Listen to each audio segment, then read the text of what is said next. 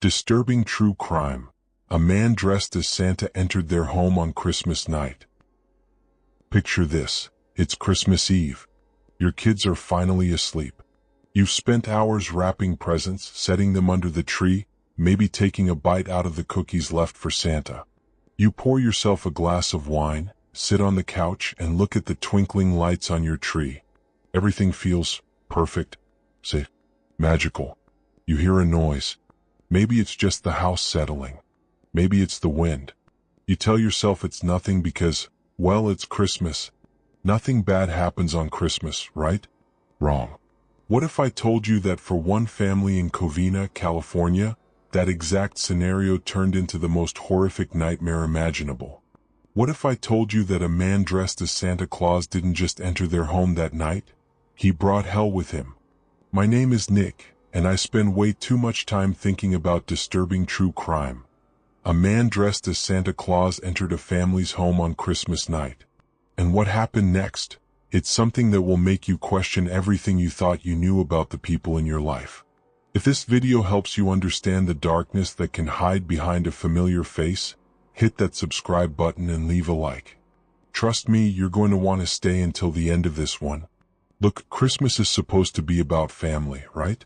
It's about love, tradition, warmth. It's about kids believing in magic and adults pretending just for one night that the world isn't as dark as it sometimes feels. But here's what most people don't realize. Christmas is also the perfect cover. Think about it. On Christmas Eve, people let their guard down. They open their doors to family and friends. They expect visitors. They expect someone in a red suit. And that's exactly what Bruce Jeffrey Pardo was counting on. December 24, 2008. Covina, California. The Ortega family was celebrating Christmas Eve the way they always did, surrounded by family, music, laughter, the smell of tamales and punch filling the house. There were children running around in their Christmas pajamas. There were grandparents sitting in the living room watching the chaos with warm smiles. There was wrapping paper scattered on the floor and presents stacked under a tree that nearly touched the ceiling. Sylvia Ortega, the matriarch of the family, had been divorced from Bruce Pardo for exactly 1 year. Their divorce had been difficult, messy, the kind that leaves scars. But Sylvia was trying to move on. She was trying to heal. She was surrounded by the people who loved her, and for the first time in a long time, she felt like maybe, just maybe, things were going to be okay. She had no idea that her ex-husband was outside, dressed as Santa Claus, carrying a homemade flamethrower. Now, you might be thinking, Nick, how does someone show up to a family party dressed as Santa and not immediately raise red flags? And that's the thing. That's exactly the point. It was Christmas Eve. The family was expecting people to come and go all night. When someone knocked on the door wearing a Santa suit and carrying what looked like a wrapped present, an 8-year-old girl did what any excited child would do on Christmas Eve. She opened the door. She smiled. She probably thought this was part of the magic. Bruce Pardo stood there for just a moment, his face partially obscured by the white beard and red hat. The little girl looked up at him with wonder in her eyes, the kind of innocence that exists only on Christmas Eve when you're 8 years old and you still believe. And then he pulled out a gun. The first shot hit Sylvia's sister in the face. She died instantly. The sound of the gunshot ripped through the house like thunder, shattering the music, the laughter, the warmth. People screamed. Children cried. Everyone tried to run, but there was nowhere to go. Bruce Pardo stepped into the house, and he started shooting. Here's what the police would later piece together from 911 calls, forensic evidence, and the few survivors who managed to escape. Bruce Pardo fired approximately 9 rounds into the crowd of people. He shot indiscriminately, men, women, teenagers, children. He didn't care. He had come there with one purpose, to destroy the family that he blamed for his misery. But here's where it gets even more disturbing. The gun wasn't his only weapon. After he finished shooting, after bodies lay scattered across the living room floor, after the screams had turned into moans and sobs, Bruce Pardo unwrapped his present. It wasn't a present. It was a homemade device, a pressurized tank filled with racing fuel, connected to a hose and a trigger mechanism. He had spent weeks building it in his garage, designing it, testing it, making sure it would work exactly the way he wanted it to. He pointed it at the Christmas tree, and he pulled the trigger. A stream of accelerant shot across the room, coating the tree, the presents, the furniture, the bodies. And then he ignited it. The house exploded into flames. Now look, I know what you're thinking. You're thinking this is just another story about a violent ex-husband. Another case of domestic violence that escalated. Another tragedy that could have been prevented if someone had just seen the signs. But here's what most people don't understand about Bruce Pardo. He wasn't some out-of-control rage-fueled monster acting on impulse. He was methodical, calculated, patient. This wasn't a crime of passion. This was revenge, meticulously planned over months, executed with terrifying precision on the one night when his ex-wife's entire family would be gathered in one place. Think about that for a second. Think about the level of hatred, the depth of darkness required to spend months planning to murder your ex-wife and her entire family on Christmas Eve. To dress up as Santa Claus, the symbol of joy, of childhood innocence, of everything good about the holiday, and use that costume as a disguise to commit mass murder. Bruce Pardo knew exactly what he was doing. He knew that the Santa suit would disarm people. He knew that on Christmas Eve, a knock at the door from Santa would be met with smiles and opened arms. He weaponized their joy. He turned their celebration into a trap. And here's where it gets even more chilling. He had an escape plan. Let me tell you about Bruce Jeffrey Pardo.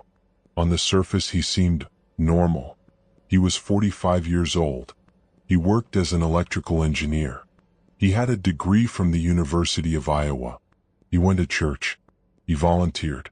Neighbors described him as quiet, polite, maybe a little awkward, but ultimately harmless. But beneath that surface there was something broken, something twisted.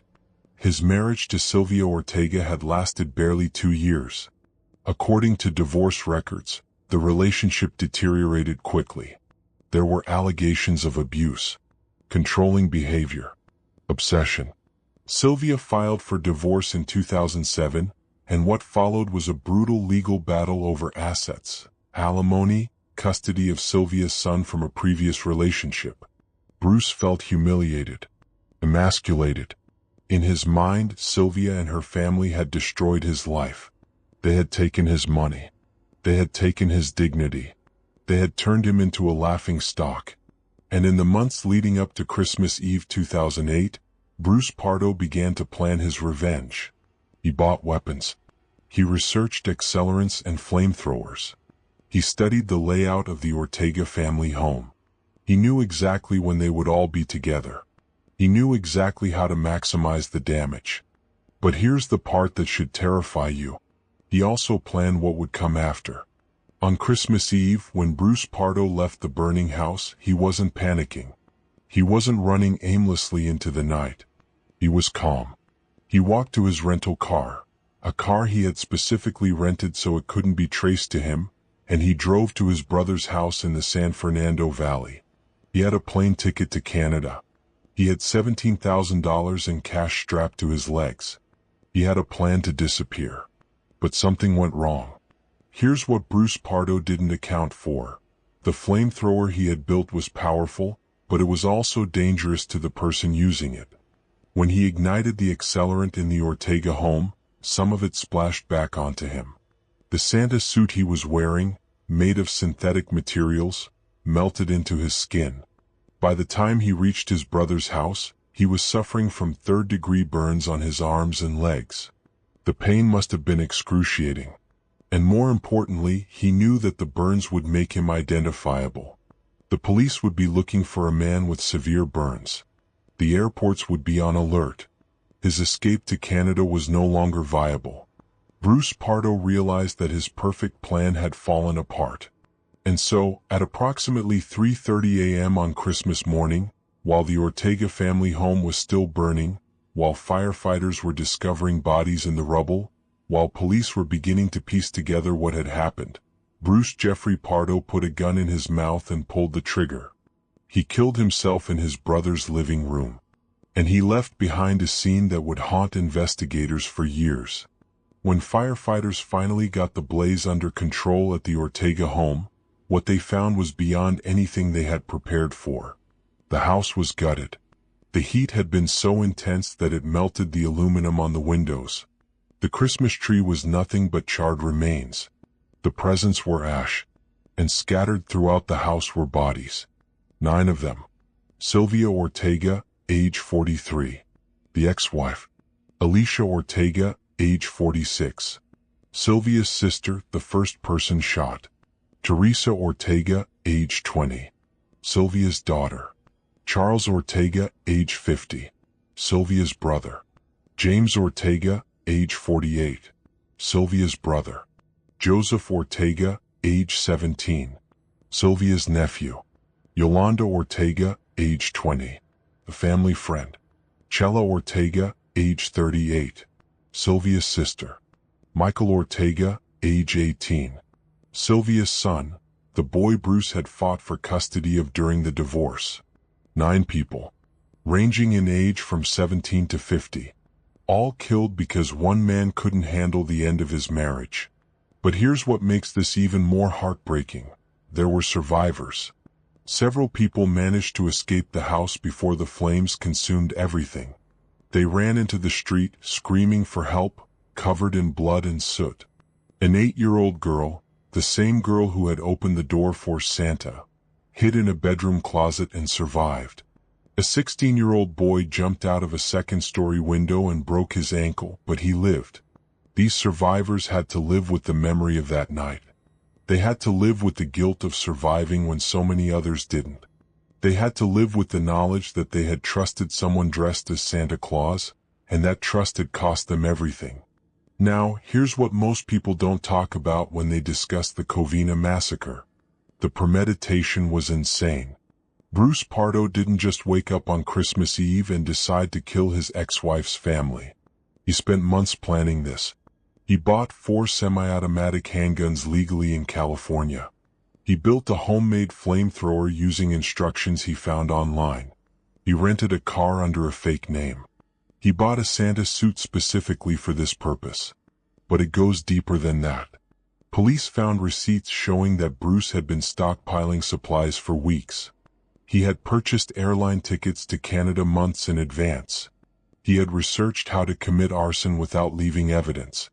He had even practiced shooting at a firing range, making sure his aim was perfect. And here's the most chilling detail. Bruce Pardo wrapped the flamethrower components in Christmas wrapping paper. He made it look like a present so that when he walked into the house, no one would question what he was carrying. He weaponized Christmas itself. Think about what that means. Think about the level of calculation, the depth of malice required to look at a holiday that children love, that families cherish, and think, this is the perfect opportunity to commit mass murder. It's not just evil. It's a perversion of everything that holiday represents. After Bruce Pardo's death, investigators tried to piece together what had driven him to this point. They interviewed his co-workers, his family, his friends. They went through his computer, his financial records, his medical history. What they found was a man who had been spiraling for years. Bruce had been married once before Sylvia, and that marriage had also ended in divorce. He had a history of controlling behavior, of becoming obsessive over perceived slights. Co-workers described him as someone who held grudges, who never forgot when someone wronged him. But it was the divorce from Sylvia that seemed to be the breaking point. According to court documents, Bruce was ordered to pay significant alimony and child support. He lost the house. He lost most of his savings. And perhaps most importantly to him, he lost his pride. In the months leading up to the massacre, Bruce became increasingly isolated. He stopped going to church. He stopped socializing with friends. He spent his evenings alone in his apartment, surrounded by the weapons and materials he was accumulating for his plan. Psychiatrists who reviewed the case later noted that Bruce displayed classic signs of narcissistic rage. a psychological phenomenon where someone with narcissistic traits becomes violent when their ego is threatened. Bruce couldn't accept that the divorce was his fault. He couldn't accept that his behavior had driven Sylvia away.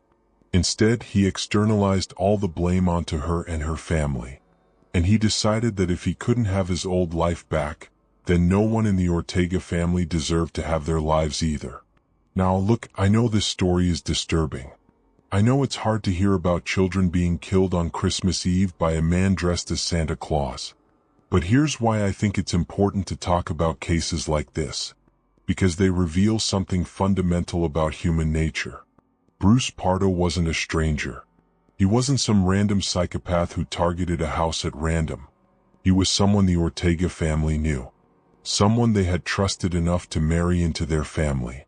Someone who had sat at their dinner table, who had celebrated holidays with them, who had been welcomed into their home. And that's the truly terrifying part. How well do you really know the people in your life? How many warning signs do we miss because we don't want to believe that someone we know could be capable of something monstrous? In the aftermath of the Covina Massacre, several people came forward saying they had noticed changes in Bruce's behavior. A coworker said he had made dark jokes about getting revenge on his ex-wife. A neighbor said Bruce had become withdrawn and angry. Even Bruce's own brother later said he had been worried about his mental state. But no one said anything. No one intervened. No one thought it would actually happen. Because who expects someone to dress up as Santa Claus and commit mass murder on Christmas Eve? The Covina Massacre shocked the nation. For weeks it was front-page news. People couldn't comprehend how something so evil could happen on Christmas Eve, of all nights. But what's even more disturbing is how quickly it faded from public consciousness. Think about it. When was the last time you heard someone talk about the Covina Massacre? When was the last time you saw a documentary about it? When was the last time someone mentioned Bruce Pardo's name? It's like we collectively decided to forget it happened because it was too painful, too horrifying to hold in our minds. But the survivors didn't get to forget. The families of the victims didn't get to forget. Every Christmas Eve they're reminded of what happened. Every time they see someone in a Santa suit, they're transported back to that night. And here's the hardest truth of all. There was no justice. Bruce Pardo killed himself before he could be arrested. There was no trial. No conviction. No opportunity for the families to face him in court and make him answer for what he did. He took 9 lives, destroyed dozens more, and then he took the coward's way out. So here's what I want you to take away from this story. Evil doesn't always look like a monster. Sometimes it looks like your neighbor, your coworker, your ex-husband. Sometimes it wears a Santa suit and knocks on your door on Christmas Eve. The warning signs are often there, but we miss them because we don't want to believe that people we know are capable of darkness. We make excuses. We rationalize. We tell ourselves, it's probably nothing. But sometimes it's not nothing. Sometimes it's everything. Bruce Pardo spent months planning the Covina Massacre. He had opportunities to stop. He could have sought help. He could have chosen therapy instead of revenge, healing instead of hatred. But he didn't. He chose to turn one of the most joyful nights of the year into a nightmare that 9 families will never recover from. And that's the real horror of this story. Not just what he did, but what he chose. He chose violence over peace. He chose revenge over forgiveness. He chose to destroy innocent lives because he couldn't handle his own pain. On Christmas Eve 2008, the Ortega family gathered to celebrate. They had no idea it would be the last time they would all be together. They had no idea that a man dressed as Santa Claus would walk through their door and bring hell with him. 9 people died that night. 9 people who were simply trying to enjoy Christmas with their family. And the man responsible made sure he would never have to answer for what he did. The Covina Massacre is one of the most disturbing true crime cases in American history, not because of the body count, though 9 deaths is horrific, but because of the premeditation, the symbolism, the sheer perversion of using Christmas as a weapon. Bruce Jeffrey Pardo didn't just kill his ex-wife's family. He tried to kill the very idea of Christmas for everyone who survived. He tried to turn a holiday built on love and joy into a reminder of pain and loss. For the survivors, he succeeded. So the next time you're celebrating Christmas, the next time you hear a knock at the door and see someone in a Santa suit, remember this story. Remember that evil can hide behind any mask, even one as innocent as Santa Claus.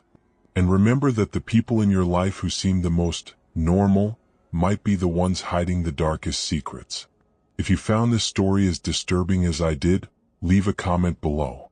Hit that subscribe button if you want more deep dives into true crime cases that most people have forgotten. And remember, sometimes the scariest monsters are the ones we invite into our homes. My name is Nick, and I spend way too much time thinking about this stuff. Stay safe out there. Merry Christmas.